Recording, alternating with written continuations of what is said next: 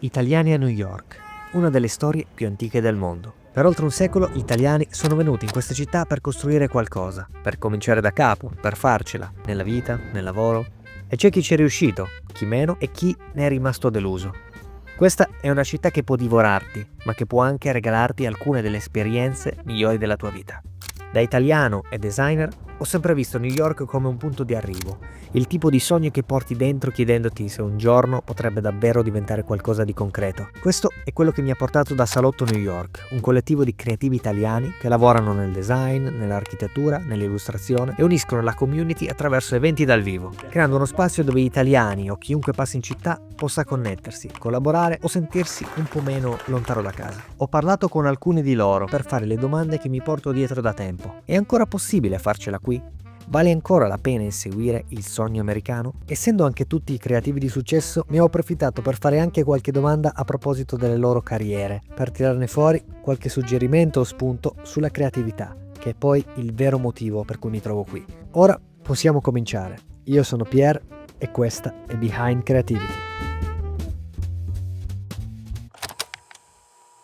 Quando tanti di noi si sono trasferiti qua, alla fine siamo venuti più o meno in zone limitrofe qua, però è sempre stato da decenni il quartiere italoamericano praticamente. Salotto è un prodotto della pandemia. Ne siamo trovati in un momento in cui il mondo si è fermato e questo bisogno semplicemente ci ha portato a dire: prendiamo una casa in montagna, andiamo 2 settimane a stare tutti insieme, tutti persone che veniamo da mondi simili, Esatto. designer, grafici. Ci siamo trovati a fare questa esperienza di convivenza che ci ha fatto rinascere. Tornati a New York nell'estate abbiamo deciso di ricreare questa cosa. Quindi sotto casa di Giulia e Vittorio c'era un negozio che era rimasto sfitto. Abbiamo deciso di prendere in affitto e fare il nostro coworking tra amici. Il primo concept di Salotto è nato da uno studio, un negozio di uno stilista, una boutique, che quando l'hanno svuotato noi abbiamo messo dentro 6 scrivanie. Era particolare perché eravamo su strada, eravamo sulla vetrina, e in questi quartieri qui, quando hai un posto su strada, hai conosciuto il quartiere. Era un posto molto vivo. La cosa che ci accomuna è che siamo tutti italiani immigrati. Siamo nati tra 6 italiani immigrati. Adesso ci sono italoamericani, ci sono americani,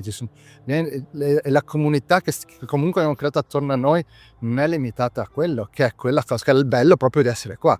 Questo era il vecchio studio. Questo era il vecchio studio. Guarda, ancora c'è un po' una parte del nostro prespaziato, il coso dell'allarme, vabbè, sono rimasti. Abbiamo un po' capito il potenziale di questa cosa che avevamo creato mentre la stavamo facendo. È cresciuto piano piano ed è diventato questo strano ibrido che è ora un centro culturale, un coworking, uno studio, un collettivo. Siamo amici di base. Ho amici di amici che sono diventati amici anche degli altri. Questi sono i progetti, questo è per lo più roba che ho fatto io, copertine di Emiliano, cose della Giulia. Abbiamo una linea, abbiamo una collana, un inserto, come si dice, con interni ogni mese. Ok, beh. E gli scriviamo un pezzo per loro su quello che succede qua a New York. Una doppia su interni e una colonna su grafica. Questo è il salotto. È lui. Questo è effettivamente il salotto. Come non lo vede quasi nessuno, perché quando abbiamo un evento, diciamo che i tavoli e il divano blu restano lì. Là c'è il telo del proiettore, o a volte proiettiamo anche sul muro, e qui c'è un anfiteatro con 60 sedie che ogni volta mettiamo e togliamo, Lo ovviamente. nascondiamo molto bene anche. Infatti Che non sai neanche dove sono. Alla fine è un progetto di cuore Salotto, è nato così come sinergia tra di noi, gruppo di amici, e noi lo facciamo perché ci piace farlo di base. Io abito a New York da più di 20 anni. Per me essere a Salotto è già stata una riscoperta di 1000 cose italiane che mi mancavano tantissimo. Ho scoperto Salotto tramite Gabriele, perché è un amico, ma anche come spettatrice all'inizio. C'è un senso di familiarità che trapela anche negli eventi aperti al pubblico. Vale ancora la pena secondo te di sognare New York o pensi che non sia più così? La cosa bella di New York è che comunque raccoglie personalità che vengono da vari ambienti, persone molto in gamba, però non significa i migliori creativi del mondo, nel senso, è solo perché comunque c'è questa tendenza, ci sono questi studi importanti che attirano questi clienti, che attirano comunque creativi che vogliono vivere qui anche per motivi lavorativi. Personalmente adoro New York per quello che mi dà anche a livello di stimoli creativi, la città in sé. Secondo me ci sono tanti punti in cui vale la pena, e sicuramente New York è uno di questi. Cioè non direi che È l'unico. Sì, esatto. Ho avuto amici che si sono trovati bene, amici che non si sono trovati bene. È un po' è un universo in cui se ti piace, se giri alla velocità di questo universo ti piace. Ti mette a confronto con tantissimi creativi di livello, professionisti di livello, però magari ti chiede anche non so, dei ritmi o delle attenzioni che a qualcuno possono invece creare dei problemi sostanzialmente. Beh, la città va a una velocità tutta sua. Qui succedono tante cose, quindi è difficile annoiarsi. Sì. Però c'è anche a chi piace annoiarsi, quindi. Quello che è unico di New York è quanto sia forte la pressione del mercato immobiliare. Folle. Anche il fatto che siamo qui in questo spazio, che abbiamo un po' di spazio in più per muoverci, che la possibilità di fare degli eventi è un po' unico, un po' speciale. Certo. Quindi se potessi portare qualcosa dall'Italia, un po' di questo disordine, casualità, improvvisazione. Però quello che è unico di New York è la diversità delle vite delle persone. Le vite a New York sono completamente diverse, non puoi sapere com'è la vita di qualcuno, ma non solo a livello economico, e naturalmente la differenza è enorme, proprio a livello di interessi, vivi di notte, vivi di giorno, è diversissimo. E qua è facile trovare questo miscuglio di etnie e di Culture. Chiaramente ci sono delle differenze a livello culturale profonde, quindi si conosce molto la cultura americana, ma non si conosce molto vivere la cultura americana magari. Trovare lavoro dall'Italia non è facile, è molto più facile che con post pandemia si riesca a lavorare in remoto. Pre-pandemia era molto più difficile, cioè ovviamente dovevi lanciarti o trovare una maniera di venire in loco. Da fabbrica alla letterona gigante mandata a Segmeister, i 5 anni che hai passato in Pentagram, che penso siano stati la tua esperienza più lunga come dipendente. Sì, esatto. Se dovessi fare un punto su come sei cresciuto e se dovessi scegliere dei punti di svolta chiave, quali sarebbero? Mi divido a metà proprio tra razionalità ed emozionalità. Il lavoro del designer è proprio quello di dividersi, cioè di trovare un giusto connubio tra razionalità, che di per sé alla fine è logica, cioè risolvere un problema, ed emozionalità, come comunicare quello che fai, come lo disegni, come le varie decisioni che ho preso fino ad ora, quelle importanti. Ho preso solo di pancia. Quindi capisci come da un approccio al design, a come vedo il mio lavoro, a come lo vivo addirittura, c'è sempre questo avanti e indietro tra queste due componenti che mi aiutano. Se dovessi riassumere un po' quello che fai e quello che ancora vorresti fare. Quello che faccio di base per me è sempre stato art direction e design. L'idea è stata proprio creare uno studio, questo già prima di trasferirmi a New York, con un gruppo di amici abbiamo detto facciamo un po' una nostra realtà. Non era un progetto scalabile di crescita, non l'ho mai stato sin dall'inizio, era più un progetto di sceglierci lavori o comunque posizionarci su lavori più coraggiosi o in cui possiamo mettere il nostro estro creativo. La soluzione creativa che preferisco è quando posso lavorare su un progetto di branding e comunicazione, ovviamente. Un progetto in cui c'è da creare un'identità e c'è da comunicarla. E poi quando questa immagine, questo cliente cresce insieme a me, insieme a noi, insieme al team, è la Parte bella. più bella alla fine, che mi fa piacere il lavoro, ecco. Mi affascina ovviamente che l'architettura sia comunque uno dei mestieri creativi più tangibili. Alla fine del lavoro hai costruito qualcosa in un certo senso. Qual è la fase progettuale che preferisci? Io lavoro spesso con spazi esistenti e mi piace aggiustare le cose. Mi piace molto iniziare guardando senza cercare una soluzione, cercando di capire cosa c'è che è un valore intrinseco che già esiste e di aggiustare quello che non funziona. Da un lato la parte che mi piace moltissimo è naturalmente all'inizio, quando tutte le possibilità sono lì, guardare, vedere, interpretare, selezionare tutto quello che hai di fronte. E dall'altro la parte che mi piace di più è la fine, ma non la fine, intendo l'inizio del cantiere, quando tutto quello che è stato pensato, disegnato, diventa concreto, polveroso. E quando tu parli di concretezza della disciplina dell'architettura, forse una cosa che mi viene in mente, proprio solo come esempio, è che è fatta di forme, proporzioni, colori, tutte cose che sono analoghe. Ci sono delle altre esperienze, altri sensi che entrano. E vanno considerati poi anche nella fase di progetto, certo. Nella tua carriera sei passato dal motion graphics alle installazioni interattive, ai billboards 3D e agli ambienti immersivi. Pensi che nel mondo della comunicazione sarà sempre più in movimento da questo punto di vista? Qual è il primo passo concreto per capire il tipo di esperienza che vuoi far vivere alle persone? Sicuramente credo che, diciamo, i mezzi dinamici e non statici, ormai da anni sempre più utilizzati e saranno anche sicuramente in futuro una delle modalità che verranno utilizzate di più per comunicare,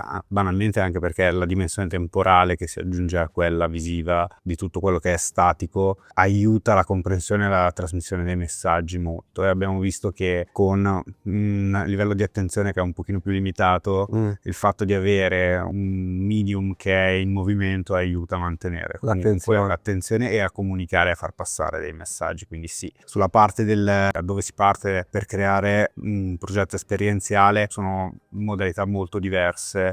Di solito comunque per cercare qualcosa che possa guidare si cerca sempre di identificare un tema, un concept che di solito arriva dal brand, quasi sempre, e dai messaggi che vogliono comunicare in quel momento specifico, ma a volte può anche partire da una tecnologia utilizzata o, visto che parliamo di ambienti fisici, anche da quella che è la location, il posto, il luogo fisico, che magari ha delle caratteristiche particolari che vanno sfruttate e non semplicemente ignorate, perché non è un contorno ma è una parte integrante poi dell'esperienza. In qualche modo progetti anche esperienze giocose. Come si fa a ricerca per un'esperienza personale come un gioco? È brutale, è estremamente difficile prevedere le reazioni o le possibili interazioni che si creano. Quindi la prima cosa, fare dei test, playtest, e ascoltare assolutamente qual è il feedback che ricevi. Ci sono tantissime analogie nella composizione architettonica e la progettazione di giochi. La cosa che è completamente diversa è in qualche modo che se una sedia è scomoda e ti devi sedere, ti siedi lì lo stesso. Se un gioco è noioso, non ci giochi. Non ci giochi. Il processo di ricerca in realtà è un continuo processo di prototipo, ascolto e modifica, cercando comunque di indirizzarlo verso la direzione voluta. Quando inizi un nuovo progetto, se hai un processo creativo ricorrente oppure cambia in base al tipo di progetto che arriva? Cioè, per molti anni ho avuto un piccolo post-it attaccato al mio monitor, c'era scritto coraggio, disciplina e rigore intellettuale. Mi riconoscevo molto nel coraggio e rigore intellettuale, però nella disciplina ho sempre fatto molta fatica. Non avendola naturalmente ho dovuto creare una struttura. Non è che c'è un punto di inizio ogni volta, però c'è questa cosa che mi aiuta a iniziare. Poi c'è un altro elemento che è esattamente diametralmente opposto alla disciplina, al coraggio, che è la procrastinazione. Lo considero a volte un elemento fondamentale perché più procrastino, più creo pressione. Quando c'è da creare quel momento magico di creazione, allora più pressione ho, meglio è. In Accurat avete due sezioni, una che viene chiamata Tech, che pensa un po' a nuovi modi per comunicare in modo intelligente. Quindi voglio la tua personale opinione su come queste tecnologie possono realmente migliorare il nostro modo di vivere e lavorare, e se hanno anche aspetti che in qualche modo ti spaventano. Noi abbiamo iniziato con questa forte matrice di dati. È dagli inizi che in qualche modo abbiamo a che fare con quello che una volta si chiamava machine learning, data science, che adesso è stato un po' in qualche modo travolto da questa definizione di intelligenza artificiale. In questo preciso momento ci siamo spostati tantissimo verso una fascia alta di mercato, sulla parte più puramente strategica, perché la parte di esecuzione in qualche modo, che sia sviluppare del software, creare dei design, sta diventando sempre di più una commodity. Penso che non abbia senso opporsi, ma bisogna capire in quanto progettisti, qual è il nostro ruolo. Lo vedo come un'opportunità. Ovviamente è una grande sfida, ma io penso che sia una grossa opportunità. Penso che in qualche modo il ruolo del progettista adesso possa essere ancora più chiave. Ovviamente non sarà più legato alla componente di esecuzione, ma molto di più alla componente strategica. Nel tuo lavoro tecnologia e creatività sono un po' intrecciate. Come capisci quando vale la pena utilizzare un determinato tipo di tecnologia e come ha cambiato anche il tuo modo di lavorare? La tecnologia non cambia tanto il modo di creare questi progetti, ma è qualcosa che tende a venire inglobato ed è parte integrante la sperimentazione su tutto quello che è novità, per capire come si può incastrare con invece tutti quelli che sono degli elementi che sono più classici, diciamo. Il tentativo di tirare dentro una nuova tecnologia c'è sempre, cioè ogni volta che c'è qualcosa la si mette alla prova, dovendo creare un po' un senso di meraviglia e stupore nei visitatori, negli utenti, integrare qualcosa di nuovo a cui la gente non è ancora abituata, c'è spesso e spesso paga. Il dettaglio della realizzazione cambia continuamente, la mentalità dietro alla costruzione di un progetto resta più o meno sempre quella. Se pensi ad esempio a una campagna che ha segnato una svolta particolare per la tua carriera. Non ti direi una campagna in sé, ma ti direi un progetto. Non è il mio preferito, perché di base è il progetto che mi ha portato a New York. Sia io che Giulia, mia moglie, siamo venuti qui insieme grazie a un progetto personale che abbiamo fatto insieme quando eravamo entrambi a Milano. Quindi nel senso quel progetto lì non è uno dei miei preferiti, però comunque è stato il progetto che ti ha portato chiave. In breve riguardava il redesign delle emoji quando ai tempi erano 12-13 anni fa, Sì. quando ancora non erano belle come quelle di oggi. Noi abbiamo fatto un progetto in cui le abbiamo ridisegnate tutte con dei canoni grafici minimalisti. Alcuni blog e magazine ci hanno ricondiviso, alcune app hanno avuto le nostre emoji. È arrivata proprio un'email all'improvviso. Tu immagina, io ero a Roma ai tempi, lavoravo lì, e con una riga, tipo vorresti fare un pitch con noi, che il pitch l'abbiamo vinto, poi da lì abbiamo iniziato l'avventura newyorkese.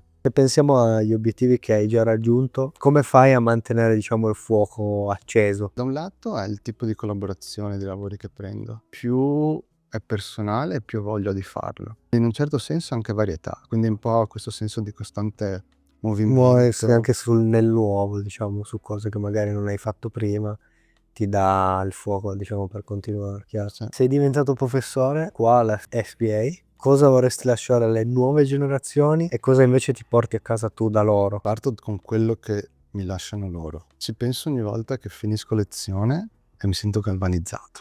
Esco che ho fame perché è tardi, sono le 9 di sera, 9 e mezza. Però ti senti un po' tutte le molecole del corpo stanno un po' fluttuando, sai? Quindi quel senso proprio di galvanizzazione, di energia. Quello che gli do io a loro, un sano scetticismo, e ha portato la mia conoscenza e le mie esperienze all'interno di un ambiente dove è completamente l'opposto. Creare comunque un framework mentale per loro, per poter capire quali sono le varie fasi, quali sono i vari passi, capire che si può sbagliare, capire che bisogna far tanto per poter aver poco.